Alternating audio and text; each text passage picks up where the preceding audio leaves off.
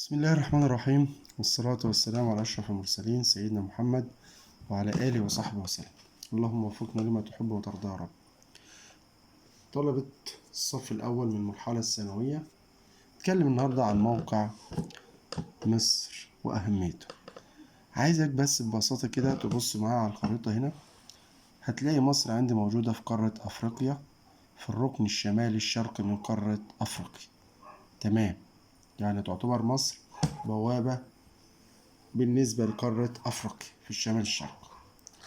في عندي راجل كاتب جغرافي مصري اسمه جمال حمدان، فليه كتاب بيتكلم عندي عن شخصية مصر، وبيتكلم هنا عن موقع مصر الجغرافي. بيقول إن مصر بالنسبة لخريطتها، وده بسبب حدودها، أقرب للمربع. فإحنا لو عملنا كده بالظبط وجيت بصيت لمصر هتلاقيها أقرب للشكل المربع. بعد كده بيقول لي إن مصر بجسمها النهري قوة برية وسواحلها قوة بحرية.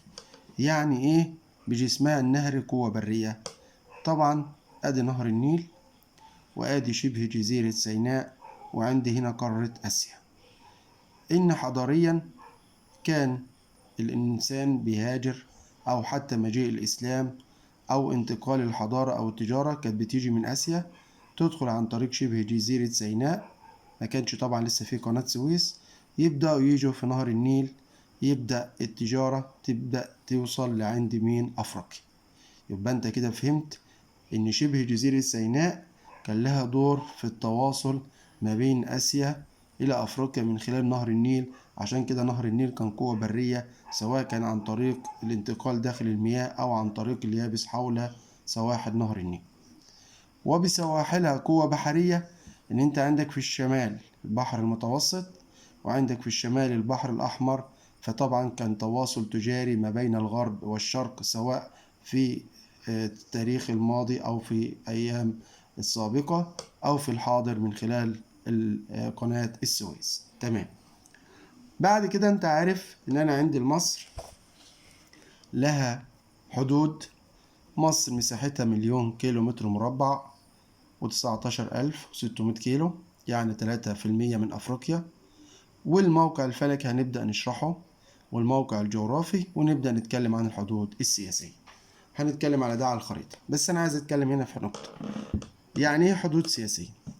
عندي حدود طبيعية زي بحار، محيطات، جبال.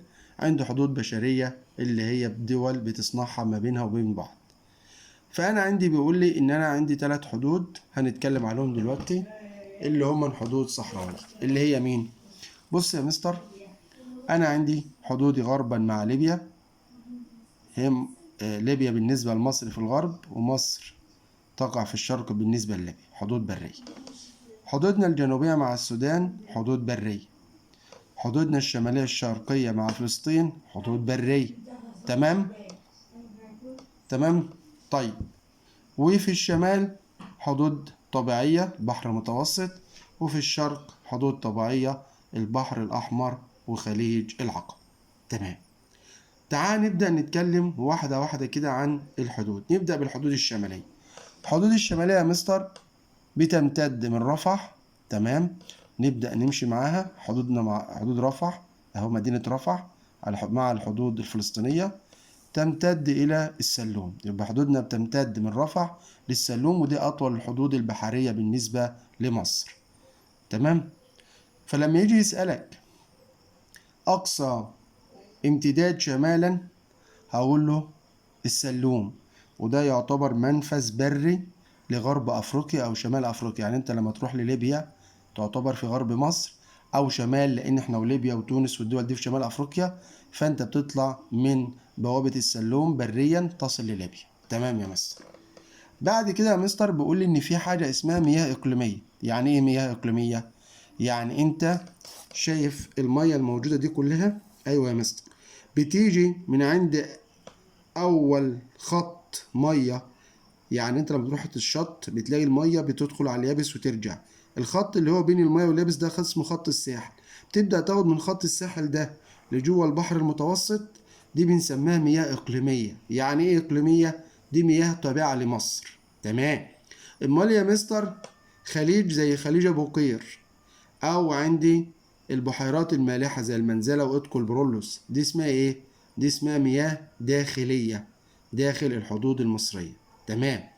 عشان كده لما يسألني ويقول لي ايه الحدود مصر تمتد لها حدود خارج أراضيها، هقول له في الشمال على البحر المتوسط عشان المياه الإقليمية، والدول اللي قبالنا بيكون لها مياه إقليمية، وفي النص كده بتبقى اسمها مياه دولية وحاجات تانية ملكوش دعوة بيها. يبقى أنا عندي خارج حدودنا، تمتد أراضينا خارج حدودنا بالنسبة للمياه الإقليمية في البحر المتوسط والبحر الأحمر. أروح عندي ليبيا. المستر بيقول لي حدودنا مع ليبيا، احنا كده بالنسبة للبحر شمالا اتكلمنا عنها. تمام تمام. بس في حاجة يا مستر. نعم. عايزين بالمرة نتكلم على الموقع الفلكي. فمصر بالنسبة لموقع الفلكي في الشمال دائرة عرض كام؟ بص كده عند سن القلم 31 دقيقة. تمام؟ تمام. وانت قلت لي أقصى امتداد شمالا السلوم. تمام.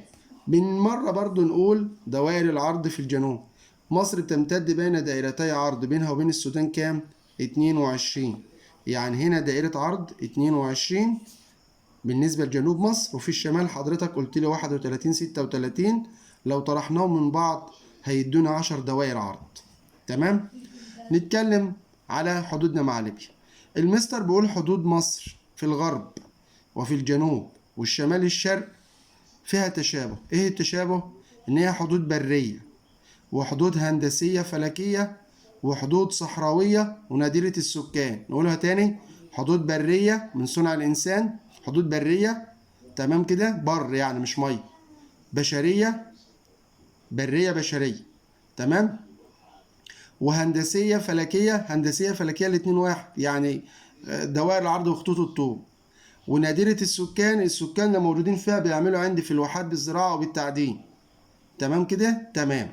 فناخد خط الطول اللي بيننا وبين ليبيا خط طول 25 نشترك فيه مصر وليبيا. بيفضل ماشي مستقيم، التعرج بيبدأ من السلوم لمنخفض سيوة أو من سيوة لمنخفض السلوم. فلو بصيت في الجزء ده اهو اللي هو بره خط الطول، ده جزء من يابس مصر خارج الموقع الفلكي، جزء من اليابس المصري خارج الموقع الفلكي، في هنا واحة مصرية. تمام. اجي هنا قول لسه انت قايل لي ان انا عندي نفس الفكرة. هنا حدود بشرية برية هندسية فلكية نادرة السكان ومنطقة صحراوية. طب حدودنا الجنوبية بتمتد منين؟ من ساحل البحر الأحمر شرقا إلى عندي جبل العوينات غربا. أنا بتكلم بالنسبة للحدود الجنوبية: شرقا حلايب، شرقا ساحل البحر الأحمر، غربا إلى جبل العوينات. طيب لو سألني أطول الحدود البرية وأكثرها استقامة، هقول الحدود الجنوبية. وأنت دارس في دوائر العرض إن دائرة الاستواء أكبر دائرة، كل ما نطلع شمالها أو ننزل جنوبها تصغر. يعني معنى كده إن أكبر دائرة عرض أو أقصى دائرة عرض، أكبر دائرة عرض هي دائرة 22. تمام؟ تمام كده يا شباب؟ متفقين مع بعض؟ مش احنا دارسين إن دائرة الاستواء صفر وهي أكبر نطلع تصغر ننزل نصغر؟ فنفس النظام هنا، يبقى أكبر الحدود استقامة وطولا. تمام؟ طيب أي رقم بعد ال 22 وأنت نازل لتحت يبقى ده في جنوب مصر، أي رقم بعد ال 22 وأنت فوق يبقى في شمال مصر. تمام؟ مين دائرة الاستواء؟ مين دائرة العرض الرئيسية اللي بتمر في مصر؟ أقول له مدار السرطان بتعدي من بحيرة ناصر. حدودنا الشرقية بسرعة هي موجودة عند البحر الأحمر وخليج العقبة. طبعا الحدود الغربية بتحمي مصر بسبب عندي منطقة صحراوية وبسبب بحر الرمال العظيم، وأيضا في الجنوب بسبب إنها منطقة صحراوية. حدودنا الشرقية على البحر الأحمر برضو نفس القصة، برضو بتحمينا بسبب وجود المياه وبسبب جبال البحر الأحمر. أخطر الحدود المصرية في الشمال الشرق وهي أكثرهم، وهي عندي حدودنا مع فلسطين. عندي رأس خليج العقبة موجود عليه 3 دول: الأردن وفلسطين ومصر. لما اكتشف البترول أصبح عندي قناة السويس لها أهمية، في بدايتها بورسعيد وفي جنوبها عندي السويس. بإذن الله هنكمل الدرس. تحياتي لكم والسلام عليكم ورحمة الله وبركاته.